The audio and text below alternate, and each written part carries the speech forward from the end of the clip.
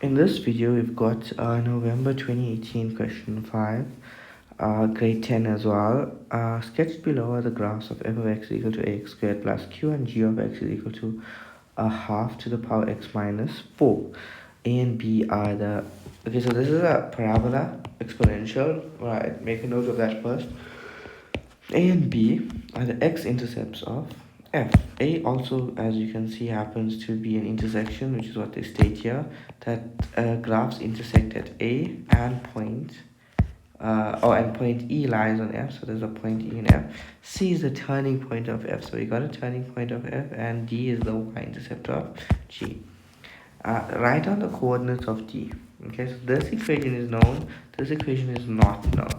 Alright, so let's start. What's the first question? 5.1.1. So 5.1.1.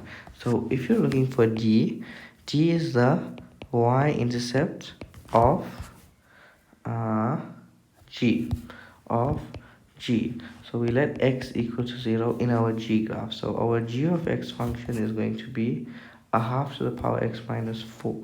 So the equation is y is equal to a half to the power x minus 4. Is that correct? Yeah.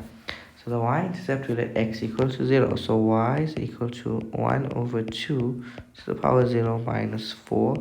So it's 1 minus 4, which is minus 3.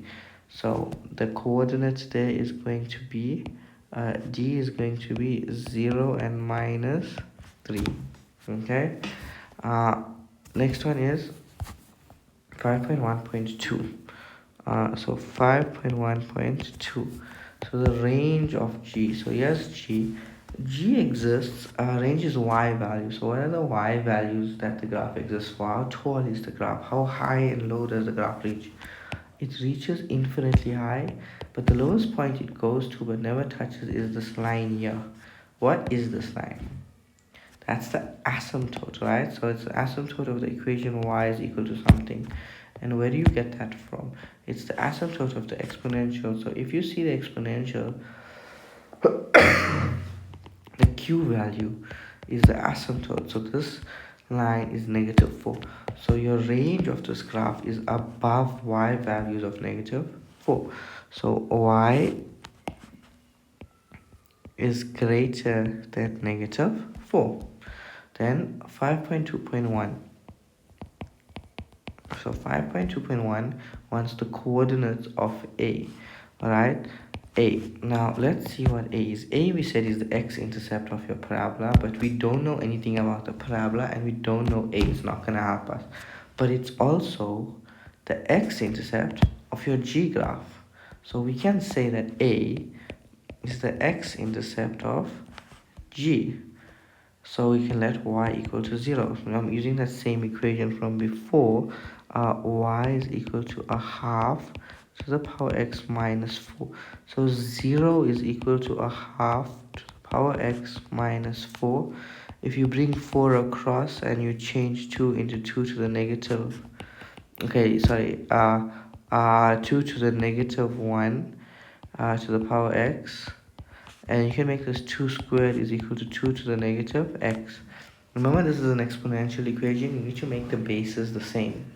Once the bases are the same, you can eliminate them, and 2 is equal to negative x, or x is equal to negative 2. So the x-intercept A is negative 2 and 0. Okay, that's fine.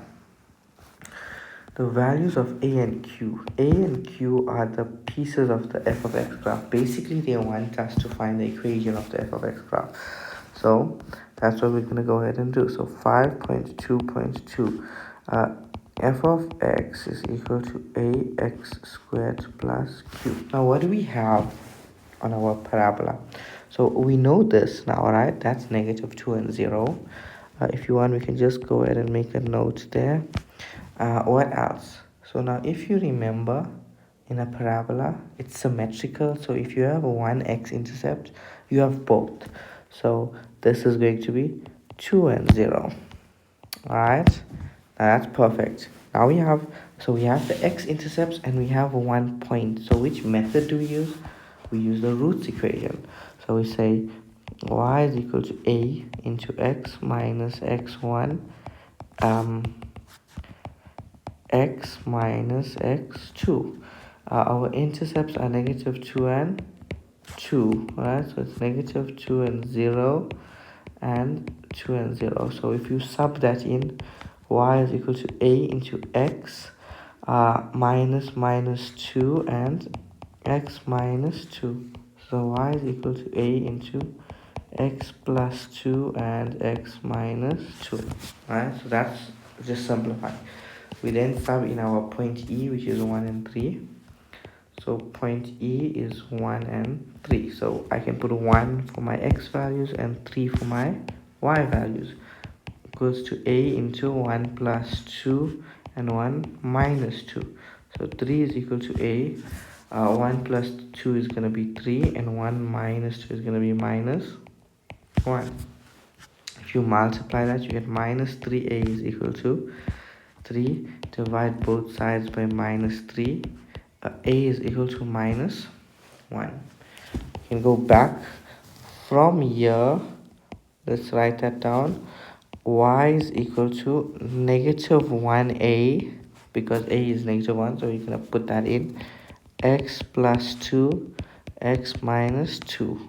If you simplify that brackets through FOIL, obviously you multiply, and then get your answer. You're going to get x squared minus 4. So then you distribute the negative, so negative x squared plus 4. And that's my equation for my f of x graph. But did we answer the question? They want the values for a and q. So a is equal to negative 1 and q is equal to 4. Now I've answered their question. Alright, I only answered it by finding the equation and then reading what the a and q values were from that question. Alright, let's continue. Determine the length of CD. Alright, so do I have space? Okay, let's do it here. So 5.3.1. So C is here and D is here. So firstly, we know the coordinates of D is 0 and negative 3. 0 and negative 3. And the coordinates of C is the y-intercept of your parabola, which you can get from your equation, which is going to be 4. So this is 0 and 4. Now CD is a vertical line, so it's a vertical distance. So when you are calculating a distance that's vertical, so the distance from CD to D is vertical, you take the y-coordinate of the point at the top minus the y-coordinate of the point at the bottom. What's the y-coordinate of the point at the top? 4. So I'll say 4, there's minus, and the y-coordinate of the point at the bottom is negative 3. So 4 minus negative 3, and that's gonna be 7 units. So the distance of CD is 7 units. The next question, 5.3.2, asks for the equation of a straight line through AD. Now if you have to imagine a straight line through AD, it would look something like that. Alright, so if it looks something like that, you want an equation of a straight line through those points. How do you find the equation of a straight line? Well, that's simple. It's y is equal to mx plus c. But don't you need points to get the gradient and to get the intercept? So, well, we have 2 points. We have c and we have a and we have d. We have a and d, negative 2 and 0, and 0 and negative 3. So we have the point negative 2 and 0, and we have the point 0 and negative 3. So this is already the y-intercept, and this is also the y-intercept. So I'm just going to go ahead and put that in for C. Y equals mx minus 3. And then I'm going to use this coordinate here to sub for m. Obviously, I could have done gradient, which is m is equal to y2 minus y1 over x2 minus x1. and then I can say this is 1 1 2 2. So negative 3 minus 0 over 0 minus minus 2, and that's equal to negative 3 over 2. So I can say my equation was y is equal to negative 3 over 2 x minus 3. I could what I was trying to say earlier though was I can still use this sub in for x, sub in for y, and solve for m. But either way you get your equation. 5.4.1.